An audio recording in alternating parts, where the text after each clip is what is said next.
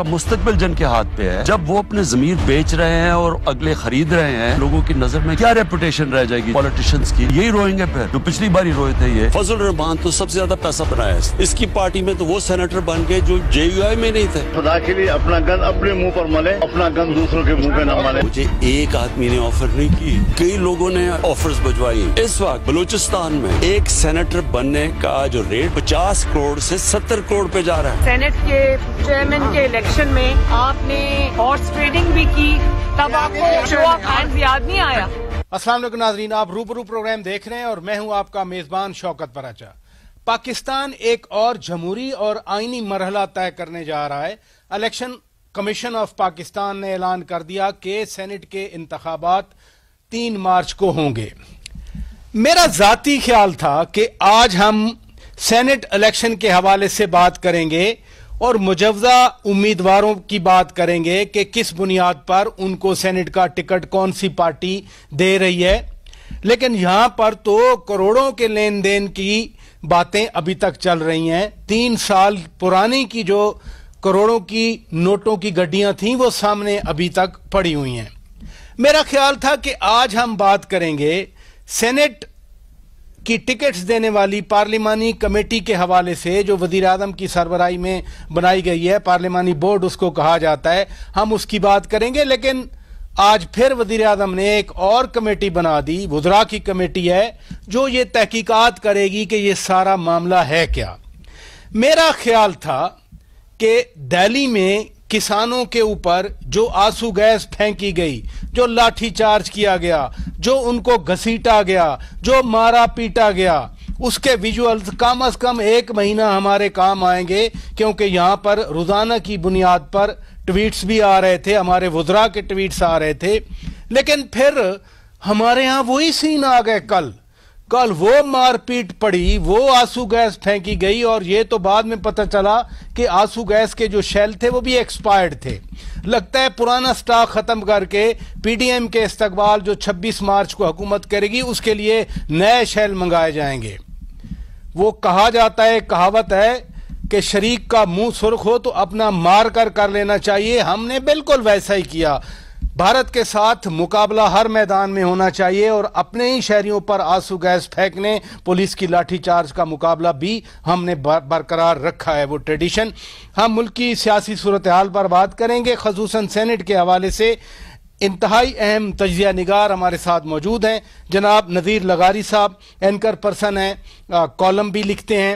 उनके साथ मौजूद हैं जनाब काशिफ अब्बासी साहब, सीनियर एंकर पर्सन हैं, सीनियर जर्नलिस्ट हैं। और जनाब सलीम साफ़ी साहब एंकर पर्सन हैं, कॉलमनिस्ट हैं। बहुत शुक्रिया तीनों मेहमानों का। लगारी साहब, आप सबसे सीनियर हैं, मैं आपसे प्रोग्राम का आगाज़ करता हूँ। वज़ीर आज़म इमरान खान ने आज एक इंटरव्यू दिया साबिर शाकिर साहब को, कहने लगे कि जमीर बेचने पर सियासतदानों की क्या अहमियत रह जाएगी। ये सारा मामला आप कैसे देख रहे हैं? अगर जमीर की खरीदो फरोख्त पर इनको एतराज होता तो उस वक्त भी हो सकता था ना, जब सुल्तान मोहम्मद खान को निकाल दिया था शेरपाव साहब ने अपनी पार्टी से, कि उन्होंने अपना वोट बेचा था और फिर इन्होंने उनको गले लगाया था, उनको हार पहनाए थे और बड़े प्यार से उनको अपने शामिल किया था, फिर टिकट दिया था, फिर वजीर कानून बनाया था। और जब ये जारी किए इन्होंने, जो इनके पास वीडियोस थी, तो मालूम हुआ उसमें सुल्तान मोहम्मद खान भी आ गए। अब जाकर उनको निकाल रहे हैं पार्टी से। यानी एक पार्टी के आदमी ने वोट फरोख्त किया और वो अपनी पार्टी उसको निकालती है तो ये उसको ले लेते हैं। तो अब ये क्राइटेरिया कि जनाब ये किसी भी ऐसे आदमी को जो दागदार हो उसको अपने पास नहीं आने दें, ये मफरूजा माशाल्लाह आधी से ज्यादा PTI भरी हुई है ना ऐसे लोगों से जो दूसरों से लिए हैं। जी, ऐसा है कि पार्टी भी उन लोगों पर है जो हर मौसम में हर नई किंग्स पार्टी के साथ होते हैं और किंग्स पार्टी के अपने मसाइल होते हैं। और चूंकि वो पब्लिक की पार्टी नहीं होती है, चूंकि मासेस की ओनरशिप उसके पास नहीं होती है, वो अपने अंदर गिल्टी होती है कि मैं सुल्तान मुअज़्ज़म की तरफ से, शहनशाह आज़म की तरफ से मुझे ये अता किया गया है और इस अतिये की वजह से मैं इस उसमें आ गया हूँ इस मसनद शरीफ पर, तो वो मसनद शरीफ पर तशरीफ फरमा होने के बाद इनको वो सारी चीजें नजर आ रही हैं जो इनकी अपनी पार्टी जैसे लोगों से भरी हुई है। वैसे ही लोगों के बारे में ये इस तरह कह रहे हैं कि जनाब ऐसे लोग जो हैं वो पार्टियों में नहीं होते हैं या पार्टियों में नहीं होने चाहिए। तो बहुत से लोग हैं, एक लिस्ट हमें भी पता है, और बहुत से लोगों के अलावा ये तो मालूम है हमें कि किस तरह से मीर बलखशेर मजारी और खुसरो परवेज ने और ताहिर चीमा ने बैठकर फैसला किया था कि जनाब हम वो सराय की सुबह महाल बना रहे हैं। खुसरो बख्तियार साहब की बात कर रहे हैं आप?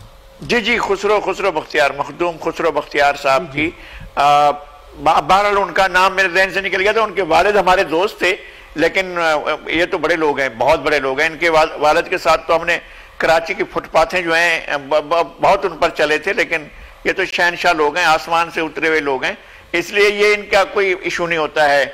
इनके वालिद पीपल्स पार्टी के टिकट पर कामयाब हुए थे और उसके बाद जो है ये हर पार्टी के टिकट पर कामयाब हो चुके हैं, कभी किसी पार्टी के, कभी किसी पार्टी के, कभी किसी पार्टी के।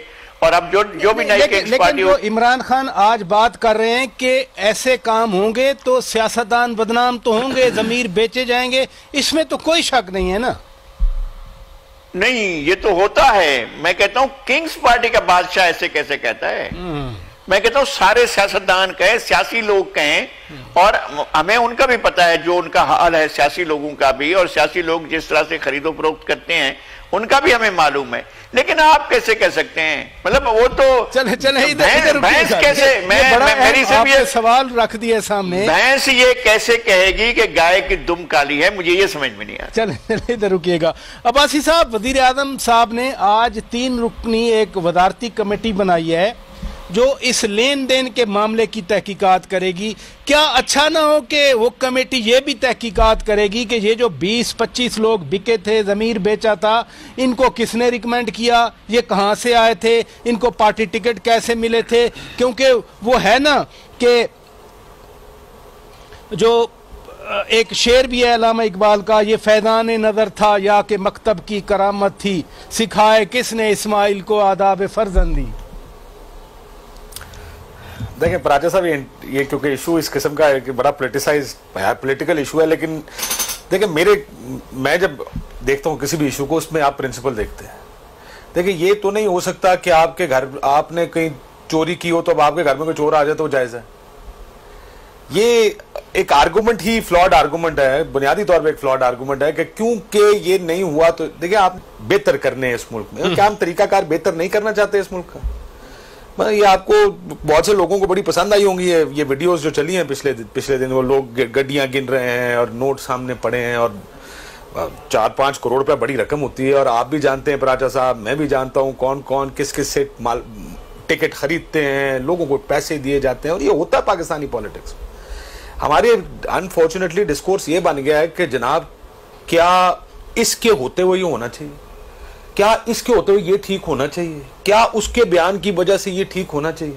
अगर ये नहीं होना चाहिए फिर सारे इस मुल्क में कुछ ठीक नहीं होगा। क्यों? क्योंकि सारों के बयानात पिछले 20 साल में उठाएंगे, पीपल्स पार्टी उधर बयान दे रही है, नून उधर दे रही है, पीपल्स पार्टी पीटीआई इधर दे रही है। सो आप असूल को देखें, असूल अगर ये कहता है कि इसको ठीक करना है, ये देख लें कैसे ठीक करना है। अगर आपको लगता है कि ये भी एक आर्गूमेंट है कि कॉन्शियंस का वोट होना चाहिए, कि लोगों को अपने जमीर के मुताबिक वोट देने दें, ये दुनिया में ये कॉन्शियंस के वोट होते हैं, ये पाकिस्तान अकेला नहीं है जहां पे लोगों को ये छोड़ दिया जाता है कि वो पार्टी लाइन को फॉलो ना करें, कुछ केसेस में वो अपने जमीर की आवाज पर वोट डालें।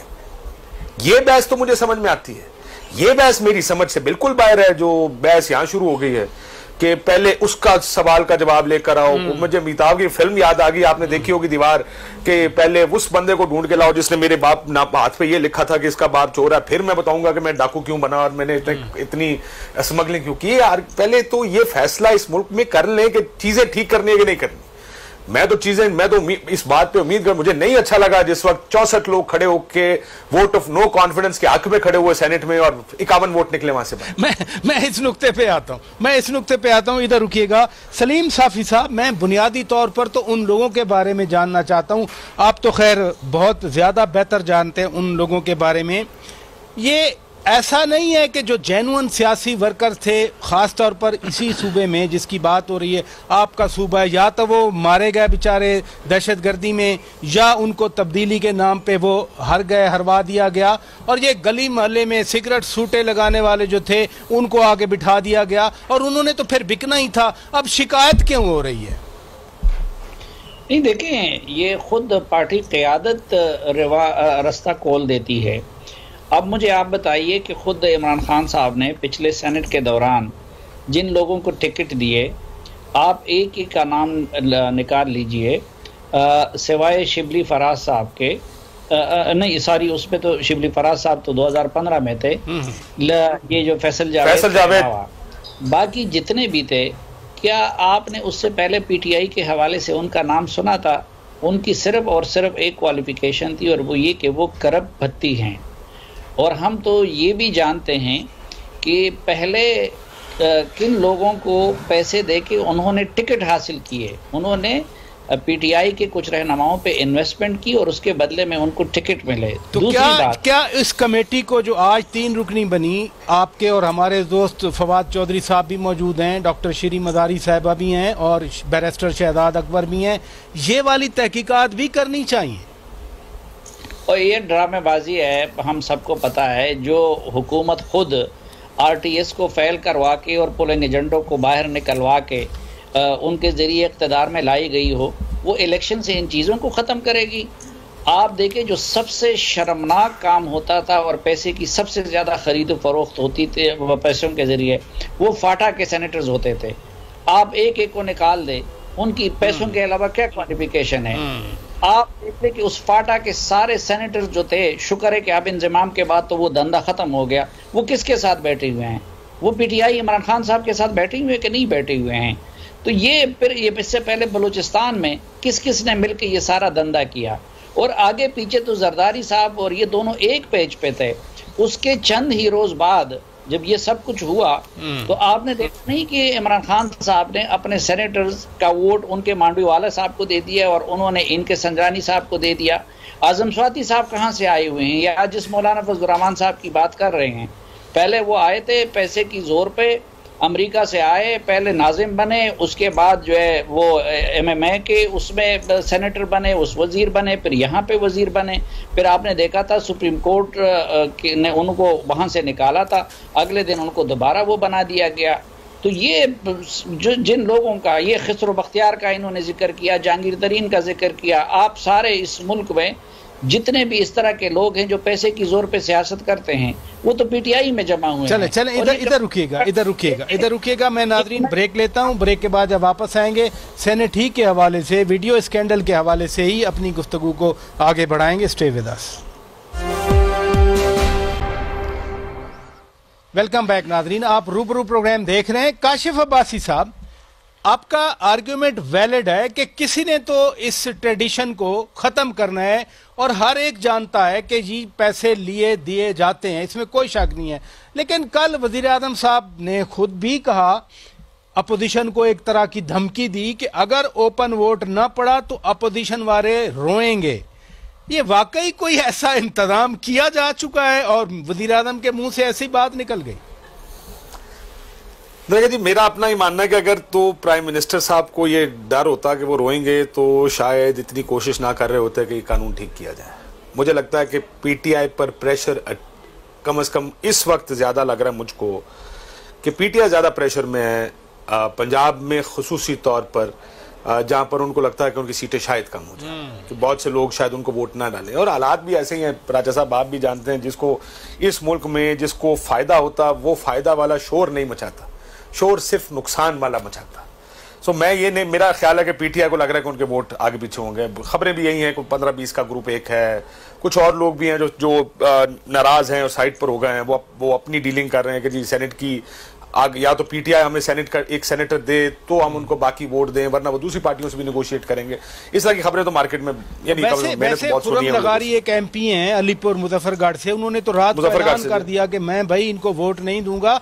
लेकिन नून वाले भी तो इनकी गोद में बैठे हुए हैं, वहां तो उनको बिठाया हुआ है उस्मान बुज़दार के साथ, वो रोजाना मिलते हैं। शरकपुरी है, निशात डाह है, गुजरांवाला वाला है। ये तीन चार लोग हैं, लेकिन नून की बाकी की जो पार्टी है वो कम से कम एक जगह इकट्ठी खड़ी है। पीटीआई का मसला ये है कि देखें उनके इत्तेहादी भी हैं जगह जगह पे, ये भी पता नहीं इत्तेहादी किस पास से जाएंगे, ये भी पता नहीं कि जो लोग इस वक्त 18, 15, 20 का ग्रुप है, जैसे आपने जिक्र किया मुजफ्फरगढ़ के एमपीए का, कि क्या आगे और लोग टूटेंगे या नहीं टूटेंगे। सो ये पीटीआई को परेशानी बड़ी है। एक और चीज जो कमेटी है, आपने कमेटी का जिक्र किया था, देखिए एक चीज जो और इन्वेस्टिगेट होनी चाहिए वो ये भी इन्वेस्टिगेट होनी चाहिए कि मैंने जितने एमपीए से बात की वो कहते जी एक सारा काम हुआ स्पीकर हाउस में, स्पीकर साहब ने या परवेज खटक साहब ने बुला के कहा कि पैसे ले लो। ये बहुत से लोगों ने ये बात कही है। तो वो ये कहते हैं कि जनाब ये चेक कर लें फिर के हुआ क्या है यहां पे। यानी मैं चाहता हूं ये भी चेक हो कि क्या वाकई उनको बुलाया गया, क्या वाकई परवेज खटक साहब ने कहा, असद कैसर साहब ने कहा, ये सारी चीजें भी चेक होनी चाहिए। मेरे ख्याल बड़ी अहम बात की आपने। परवेज खटक के हवाले से तो कहा जाता है वो बड़े जीरक सियासतदान हैं, वो जोड़ तोड़ के माहिर हैं, और अनफॉर्चुनेटली जोड़ तोड़ का मतलब हमारे मुल्क में यही लिया जाता है। सलीम साफी साहब, वजीर आजम ने जैसे ही कल कहा कि अपोजिशन रोएगी तो मरियम नवाज साहिबा ने फौरन तंज किया कि हाय अपोजिशन की कितनी फिक्र है उनको। क्या अपोजिशन को भी कोई डर है? उनको क्या करना चाहिए? डरना चाहिए? चेयरमैन सेनेट के अदम एतमाद के दिन की बात आप भी कर रहे थे, तो एक प्रेसिडेंट तो है ना इधर। पराजा साहब देखें, अगर इमरान खान साहब की वही पोजीशन हो जो पिछले 2-3 सालों में रही है तो फिर तो यकीनन अपोजिशन रोएगी, क्योंकि इमरान खान साहब की खातिर हमने देखा कि किस तरीके से बलूचिस्तान की हुकूमत जो है रातों रात ख़त्म करवाई गई। फिर ज़ाहिरी बात है कि अपोजिशन उस रात रो रही थी कि जब आरटीएस फेल हो गया और उनके पोलिंग एजेंटों को बाहर निकाल दिया गया। फिर अगर रिसेंट पास्ट में हम देखें तो इमरान खान साहब ही की खातिर और उनके इस निज़ाम को जारी रखने के लिए चेयरमैन सेनेट के अदम एतमाद के मामले में किस तरह अपोजिशन के 60 जो है वो 30 से कम हो गए। तो अगर वही चीज़ दोहराई जाती है तो फिर तो इमरान खान साहब का एतमाद बजा है और फिर तो अपोजिशन को नुकसान उठाना पड़ेगा। लेकिन अगर ओपन मामले को छोड़ दिया जाता है और कौम के वसीतर मफाद में कोई मैनेजमेंट नहीं होती तो फिर हर कोई जानता है कि खैबर पख्तूनख्वा असम्बली के अंदर भी उनके MPAs तपे बैठे हुए हैं, फिर मरकज़ में भी उनके MNAs तपे बैठे हुए हैं, क्योंकि जितनी इंसल्ट इस दौरान इन लोगों की हुई है और वो सब जानते हैं कि वो लोग जिनका ना माजी में मसलन इधर से जुल्फी बुखारी आया हुआ है, हाफिज़ शेख आया हुआ है, और वो MNAs और ये सारे लोग वज़ीर आज़म तक तो क्या वो आज़म खान तक रसाई का भी ख्वाब देखते रह जाते हैं बेचारे। यही मामला वहाँ पर भी है कि चंद चहीतों के ज़रिए सब कुछ चलाया जा रहा है और गालियाँ उन लोगों को पड़ रही हैं, उन MNAs को। तो वो यकीनन क्या यही प्रेशर है वजीर आजम पर जिसका इजहार काशिफ अब्बासी साहब भी कर रहे हैं, और वजीर आजम बार बार मतलब हर इंटरव्यू में यही बात करते हैं कि ओपन होना चाहिए, आईनी तरमीम भी दे दी, रेफरेंस भी दे दिया, फिर उसका इंतजार भी हो रहा है। क्या यही प्रेशर रिफ्लेक्ट कर रहा है? जनाब, इसके अलावा और कोई प्रेशर नहीं है। देखिए, अगर वजीर आजम साहब खुद कुछ इस्लाहात करना चाहते तो जब इलेक्शन के बाद जरदारी साहब भी उनके साथ लाइन पे थे और उनके सारे मामले को सपोर्ट कर रहे थे, शहबाज शरीफ साहब भी अपोजिशन में जाने को तैयार नहीं थे, तो उस वक्त वो इस्लाहात का पैकेज ले आते। फिर अभी भी अगर वो मुखलिस है और इस गंद को साफ करना चाहते हैं तो सिर्फ इसका क्यों बलूचिस्तान के मामलात को, चेयरमैन सेनेट के अदम एतमाद के मामलात को, फिर उस वक्त जो कुछ हुआ था, इन सब को लेके उसके लिए जुडिशल कमीशन बना दे। और ये कोई आज खबर उनको मिली है, मार्च 2018 में मेरे 3 कालम रिकॉर्ड पे है। ये जो बातें हो रही है तीनों की मैंने तफसील लिखी है कि ये कुछ हुआ है। इस दौरान उन्होंने उसकी कोई इंक्वायरी कर ली, और ये इंक्वायरी कमेटियां, ये ड्रामा नहीं है। इससे पहले इन्होंने कितनी इंक्वायरी कमेटियां बनाई हैं। इधर रुकिए, ये तो खैर इंक्वायरी कमेटी जब काम करेगी। लगारी साहब, आपकी राय में वजीर आजम क्यों इतने टची हैं? एक एक्सप्लेनेशन ये भी आ रही है कि चूंकि ये तनासुब सीटों का बिल्कुल नेक टू नेक जा रहा है, अब 104 की बजाय 100 सीटें होंगी, कोई 49, 51 या 50-50 हो सकता है। तो वजीर आजम इसलिए एक एक सीट के बारे में वो बहुत मुतफक्किर हैं, वो नजर रखे हुए हैं, और ये भी नहीं है कहीं कि अब वो पीटीआई का अपना चेयरमैन लाना चाह रहे हो, सादिक संजरानी साहब के साथ भी हाथ हो रहा हो। देखें, बात यह है कि सूरत हाल अब इनकी उसकी तरफ इशारा कर दिया है साफी साहब ने। देखें, पंजाब में जाकर देखें जो सूरत हाल है, ख़ासतौर पर सराइकी बेल्ट में जाकर देखें जिस तरह से अरकान रो रहे हैं, और वो अरकान जो हमेशा से बादशाह पार्टी के साथ होते हैं वो रो रहे हैं बहुत बुरे तरीके से। उनकी बात ही नहीं सुनी गई है और उन्हें मिलने के लिए वक्त नहीं। अच्छा, ऊपर जो बैठे हैं वो सुनते नहीं हैं, नीचे जो बैठे हैं वो समझते नहीं हैं।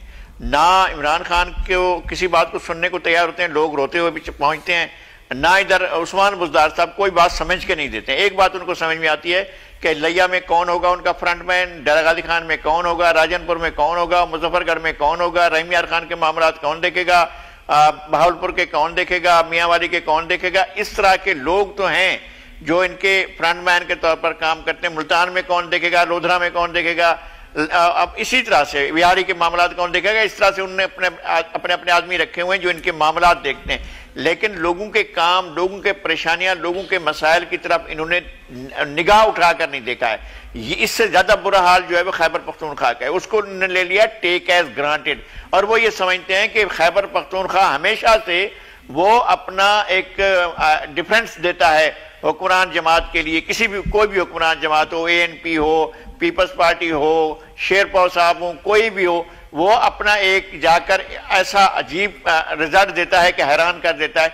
और इन्होंने चूंकि 2 बार ये रिजल्ट ले लिया है, उन्होंने ले लिया ये हमारा सूबा है, लिख दिया है, खैबर पख्तूनख्वा के लोगों ने हमारे नाम कर दिया है, अब हमें अलाट हो चुका है और लीज भी हो चुका है, अब ये हमारे पास है, ये कहीं नहीं जाता है। तो अब खैबर पख्तूनख्वा के जो इनके अरकान असम्बली हैं वो बुरी तरीके से फड़फड़ा रहे हैं, बेचैन हैं, बेताब हैं। कोई भी नहीं चाहता है कि इनकी मर्जी की जो है वो सेनेट के अरकान आए।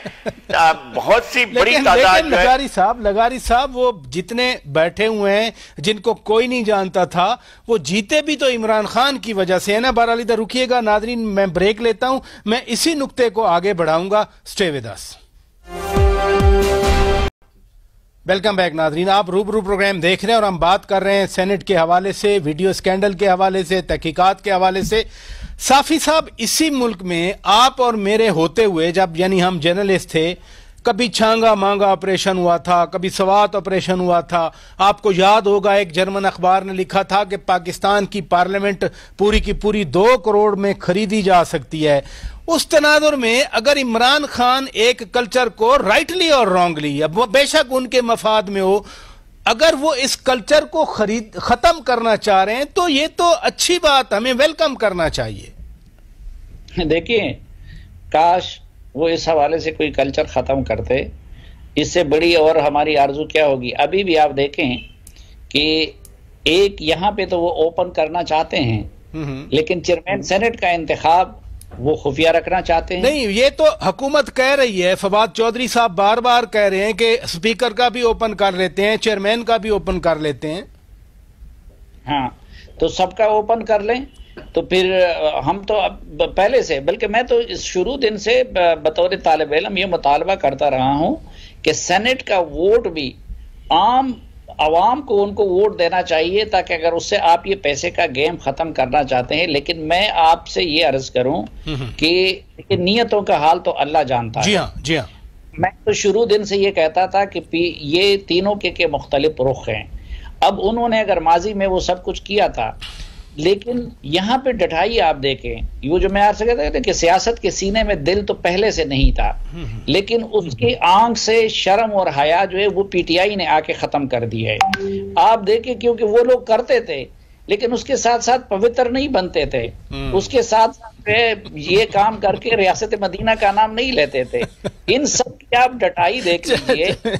आपने पूरा पाकिस्तान भर के सरमायादार, पाकिस्तान भर के माफियाज, पाकिस्तान भर के लोटे, उन सब को जमा किया हुआ है। आज भी आप करना ये चाहते हैं कि चंद चहीतों को और चंद पैसे वालों को आप इलेक्ट करवाना चाहते हैं, और आपको पता है कि आपकी पार्टी अंदर से रिएक्ट करेगी, तो उसके लिए आप कानून तब्दील करना चाहते हैं। पार्टी का अपना फैसला, अपनी स्ट्रेटेजी तो हो सकती है। इधर रुकिएगा नज़ीर लगारी साहब, ये रोजाना की बुनियाद पर आसिफ अली जरदारी और मौलाना फजलुर रहमान की बात होती है, मियां नवाज शरीफ के साथ राब्ते में रहते हैं। एक एक्सप्लेनेशन तो ये है कि जी हम मिलकर इलेक्शन लड़ना चाहते हैं, सीट एडजस्टमेंट करेंगे। क्या बातचीत आपके ख्याल में करते हैं मसलसल ये? एक तो नतीजा आपके सामने आ गया ना कि यूसुफ रज़ा गिलानी साहब जो हैं वो इलेक्शन लड़ रहे हैं वहाँ से इस्लामाबाद से सेनेट का, और फिर ये कि चेयरमैन सेनेट के तौर पर भी यूसुफ रज़ा गिलानी साहब को ही कैंडिडेट के तौर पर सामने लाया गया है। एक बात तो ये सामने आ गई है कि पीडीएम का नुक्ता नज़र क्या है और पीडीएम किस तरह के मूड में है। इसके जरदारी साहब दो फवायद हासिल करेंगे। एक तो यकीनी तौर पर यह कि उनकी पार्टी की तरफ से चेयरमैन हो सकता है और इसके बड़े इम्कानात भी रहेंगे, चूँकि इन्होंने इनके मायूस जो पीटीआई के मायूस अरकान असम्बली हैं उनका रुख जो है वो दूसरी पार्टियों की तरफ होगा। हो सकता है कि पीएमएलएन को मिले, हो सकता है पीपल्स पार्टी को मिले, या हो सकता है किसी और पार्टी को, ये इस तरह कुछ जा सकते हैं। अब तो इस वक्त तो अक्सरियत में है, लेकिन उसके बाद भी ये अक्सरियत बरकरार भी रह सकती है। एक तो ये हुआ। जरदारी साहब का दूसरा फायदा ये होगा, इसी नुक्ते की थोड़ी सी और वजाहत कर दें। अब एक साबिक वजीर आजम वो महज एक सेनेटर बनने के लिए तो नहीं आ रहे, वो जैसे आपने फरमाया कि चेयरमैन सेनेट के लिए क्या प्रोबेबिलिटी है? नून लीग भी वोट दे देगी, जेयूआई के वोट भी मिल जाएंगे, एएनपी का भी, नेशनल पार्टी का भी मिल जाएगा। क्या हुकूमत के अपने इत्तेहादी काफ लीग हो, जीडीए हो, क्योंकि जीडीए में तो उनकी रिश्तेदारी है, फिर बाप वालों के साथ बलूचिस्तान अवामी पार्टी के साथ आसिफ जरदारी साहब की बराह रास्त है, उधर से भी कुछ चांस लगता है आपको मिलने का? नहीं, मेरा ख्याल ये है कि जरदारी साहब ने गेम को प्लान किया है और वो एक अच्छे पॉलिटिकल प्लानर हैं और वो अच्छी उन्होंने प्लानिंग की है। और इसके अलावा उन्होंने राब्ते बड़े ठोस बुनियादों पर किए हैं। वो सिर्फ पार्टी के सरबराहों से राब्ते में नहीं होंगे, बल्कि उन्होंने उनके उंगलियों पर होगा कि कौन कौन से लोग जो हैं वो यूसुफ रज़ा गिलानी साहब को वोट देंगे। उनके अपनी कोऑर्डिनेशन भी बहुत मजबूत हुई होगी।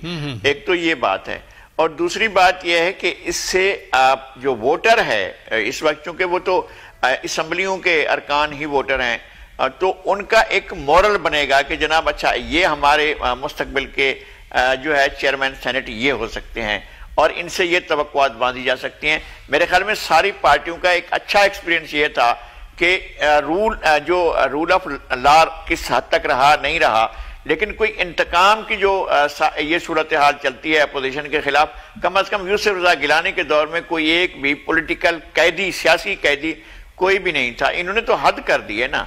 इन्होंने एक चीज अब तक साबित नहीं की और किसी सियासतदान से 1 रुपया लेकर जमा नहीं करवाया है कौमी खजाने में, लेकिन इंतकाम जो है वो इतनी तेजी से हो रहा है कि ये लगता है कि सारे अपोजिशन वाले जो है इनके निशाने पर हैं और वो जो भी बोल रहा है अब मेरे ख्याल में इसके बाद इस सारी सूरत हाल में फिर तो बहुत बड़ा रिस्क है जो यूसुफ रज़ा गिलानी साहब ले रहे होंगे बतौर चेयरमैन सेनेट उम्मीदवार बन के। इधर रुकिएगा काशिफ अब्बासी साहब, एक और भी मैं आपसे बात जानना चाहता हूं बलूचिस्तान अवामी पार्टी के हवाले से। आप भी जानते हैं पिछला जब सेनेट का इलेक्शन था, मीर सनाउल्लाह ज़हरी की हुकूमत टूटी तो इलेक्शन इंश्योर हुआ और बलूचिस्तान अवामी पार्टी बनाने में आसिफ जरदारी या उनके जो उस वक्त के डॉक्टर क़य्यूम सुमरो साहब का नाम लिया जाता रहा है। मैं कहना ये चाहता हूं कि राब्ते तो इनके बरकरार होंगे, क्या आसिफ जरदारी साहब डेंट डाल सकते हैं बलूचिस्तान में?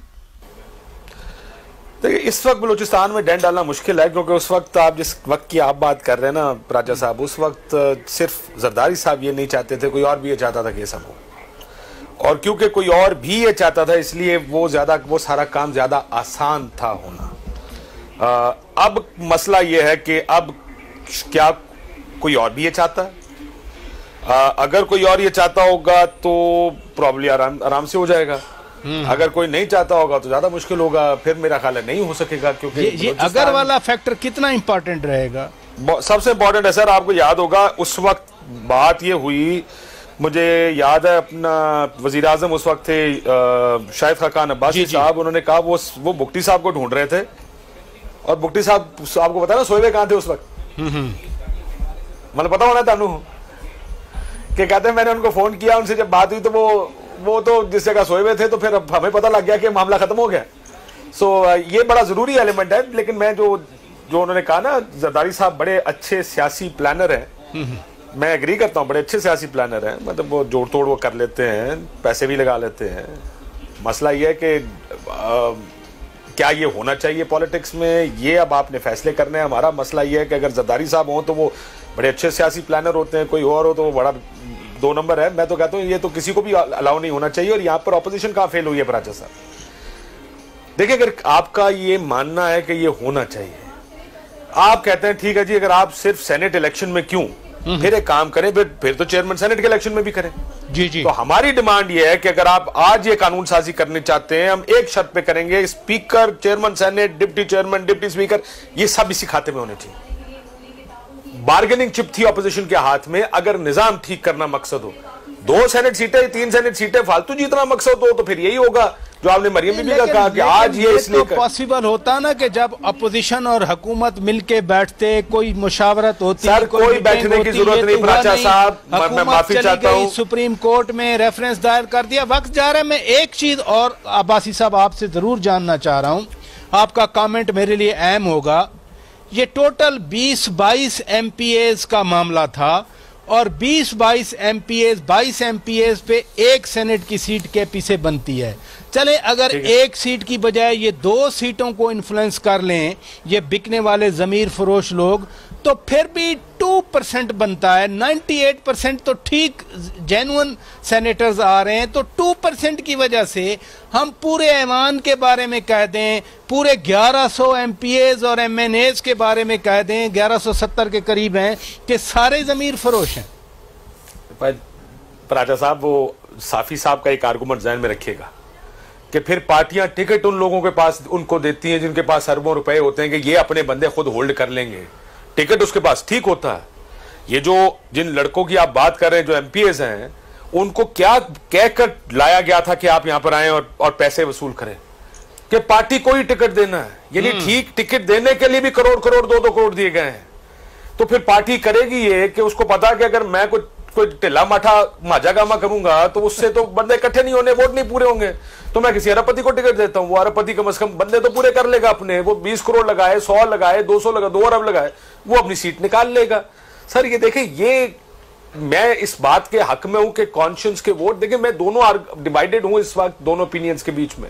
लोगों का जमीर भी होना चाहिए, उसकी भी आवाज सुनी जानी चाहिए कहीं ना कहीं, लेकिन लार्जर पर्सपेक्टिव में क्या आप चाहते हैं कि चेयरमैन, वो जो वोट ऑफ नो कॉन्फिडेंस है चेयरमैन सेनेट का, ये दोबारा रिपीट हो? मैं तो नहीं चाहता, मुझे तो कोई इतनी अच्छी पिक्चर नहीं लगती है ये। क्या माजी में तमाम सियासी जमातें यही चाहती थी? हाँ, माजी में भी तमाम सियासी जमातें यही चाहती थी। तो एक दफा फैसला कर लें, ये ठीक प्रैक्टिस है या गलत प्रैक्टिस है। जी हाँ, ये फैसला बहरहाल सबको करना चाहिए। बहुत शुक्रिया काशिफ अब्बासी साहब, आपने वक्त निकाला। नदीर लगारी साहब, बहुत शुक्रिया, आपने वक्त निकाला। सलीम साफी साहब, बहुत शुक्रिया, आपने वक्त दिया। नाजरीन, हमारी तरफ से इतना कुछ। कल इंशाल्लाह फिर 10 बजे मुलाकात होगी। अपने मेजबान शौकत पराचा को इजाजत दीजिए। खुदा हाफिज।